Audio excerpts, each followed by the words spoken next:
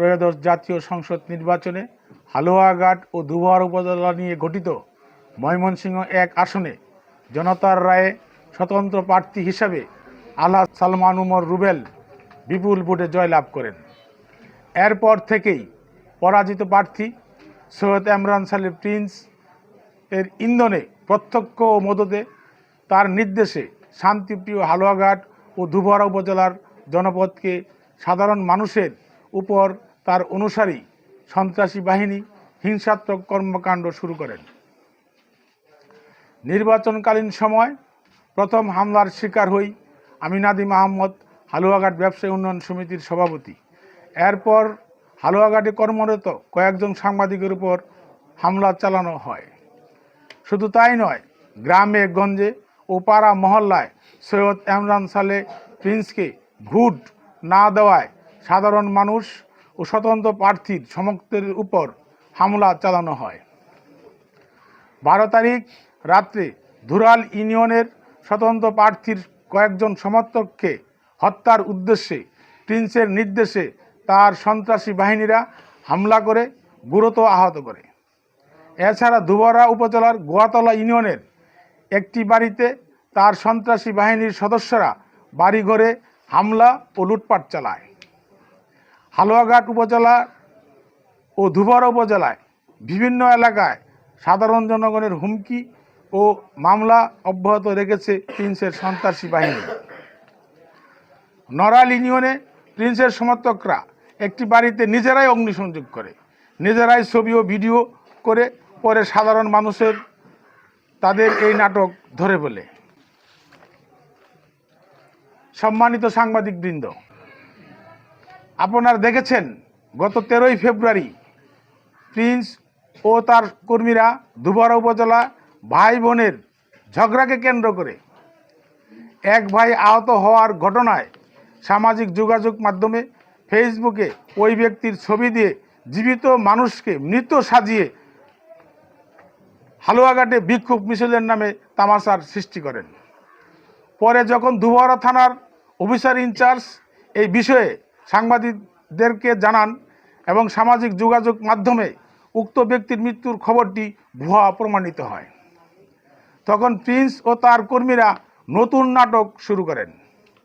এবার হালুয়াঘাট স্বদেশী ইউনিয়নের বাউসা গ্রামে 9 বছরের এক শিশু সুপারি চুরির অভিযোগে তারই নিকট আত্মীয়র হাতে নিহত হন। প্রিন্স আবারও নেতাকর্মীদেরকে নিয়ে হালুয়াঘাটে বিক্ষোভ মিছিল করেন। এবার তাদের দাবি ধানের শীষে ভোট না দেওয়ায় তার কর্মীকে হত্যা করা হয়েছে। তিনি তখন এই ঘটনায় সালমান উমর রুবেলকে দায়ী করেন। সাংবাদিকগণ বিষয়টি সরেজমিনে তদন্ত ও পরিবারের সাথে কথা বলে মূল ঘটনায় সামাজিক যোগাযোগ মাধ্যম ফেসবুক সহ বিভিন্ন গণমাধ্যমে তুলে ধরেন। এটি কোনো রাজনৈতিক ঘটনা নয় বলেও হালুয়াঘাট থানার ওসি সাংবাদিকদের অবগত করেন। তখন বিষয়টি সবার মাঝে পরিষ্কার হয়। প্রিন্স তখন উদ্দেশ্যপ্রণোদিতভাবে 9 বছর শিশুর বাবাকে তার অনুসারী বানিয়ে মিথ্যা নাটক মঞ্চস্থ করেন। আমরা এই ঘটনার সুষ্ঠু বিচার দাবি করছি। যারা শিশুটিকে হত্যার সাথে জড়িত তাদের দৃষ্টান্তমূলক শাস্তি দাবি করছি। প্রিন্স ও তার কর্মীরা গতকাল বাঘাইতলা বাজারে নিজেরাই তাদের অফিস ভাঙচুর মিথ্যা নাটক সাজিয়ে ঘটনাটি নবনির্বাচিত এমপি আলহাজ সালমান উমর রুবেলের উপর চাপানোর চেষ্টা করেন।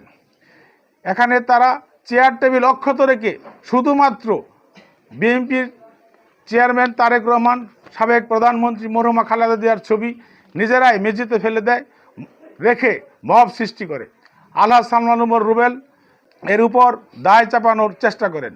আমরা প্রতিটি ঘটনার তীব্র প্রতিবাদ ও নিন্দা জানাই। হামলা, মামলা, চাঁদাবাজ, ধান্দাবাজ নতুন করে যুক্ত হয়েছে বহিষ্কার বাণিজ্য।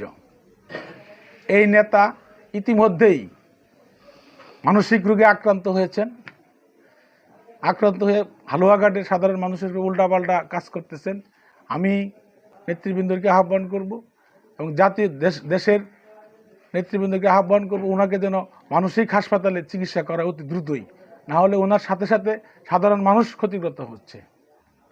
উনি একজন জনবিচ্ছিন্ন লোক। উনি কী কারণে জনবিচ্ছিন্ন হয়েছেন উনি নিজেই জানেন। সারা দেশ, সারা পৃথিবী জানে বাংলাদেশে একটা অবাধ শান্তিপূর্ণ নির্বাচন হয়েছে। এই নির্বাচনকে কলুষিত করার জন্য, এই নির্বাচনকে ভুলটুল করার জন্য, কালিমা যুক্ত করার জন্য উনি বলছেন নির্বাচন নাকি সুষ্ঠু হয় নাই। একটা পাগল ছাড়া এই কথা কেউ বলতে পারে না। আমি আবারও আহ্বান জানাবো প্রিন্স সাহেবকে, আপনি শান্ত হন, মানসিক চিকিৎসা গ্রহণ করুন, আবার এই জনপদে রাজনীতি করুন। ভালো কাজ করলে মানুষ আপনাকে আবার নেতা হিসেবে মেনে নিতে পারে।